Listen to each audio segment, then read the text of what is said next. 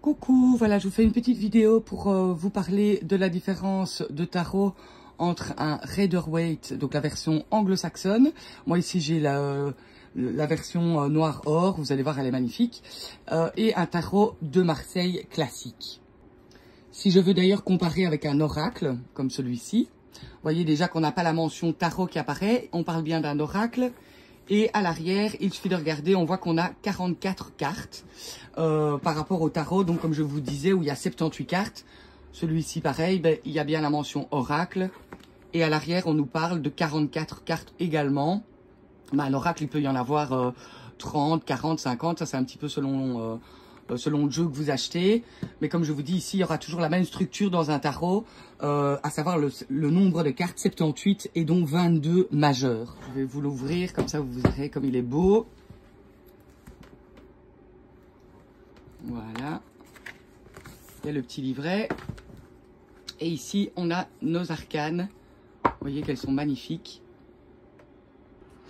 Alors le Rider-Waite, qui est largement inspiré du tarot de Marseille, hein, donc c'est celui-ci l'originel, hein, le tarot de Marseille. Il est foncièrement différent. On voit qu'il y a des interprétations propres. Il ne peut pas être utilisé et lu de la même façon exactement que le tarot de Marseille. Donc c'est important de le savoir. Souvent les tarots dans le monde sont inspirés de cette version-ci. Donc c'est intéressant d'aller voir quand vous achetez justement un jeu.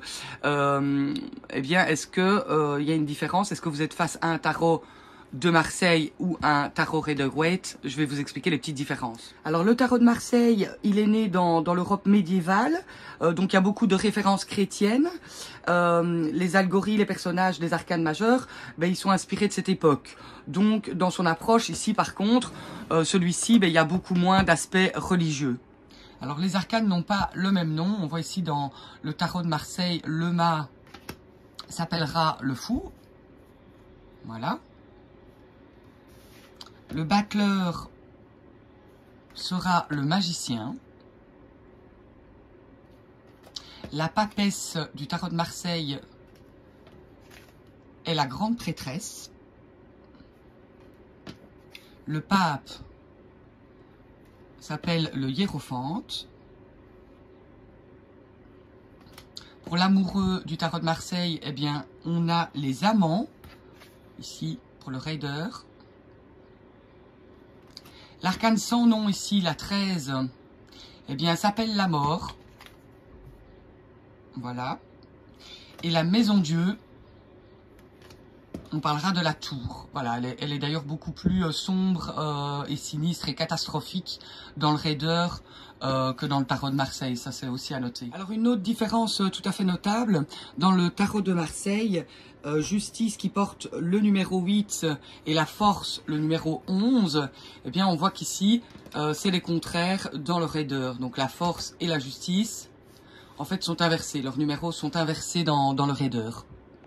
Alors pour ceux qui l'ont remarqué, le tarot de Marseille utilise des chiffres romains revisités, puisque on est dans un mandala ici, dans un chemin initiatique, dans un parcours. Hein, donc le tarot de Marseille nous raconte vraiment une histoire, et ce n'est pas le cas ici dans le Rider. Vous voyez que le chiffre 4, le chiffre romain, est écrit de façon correcte.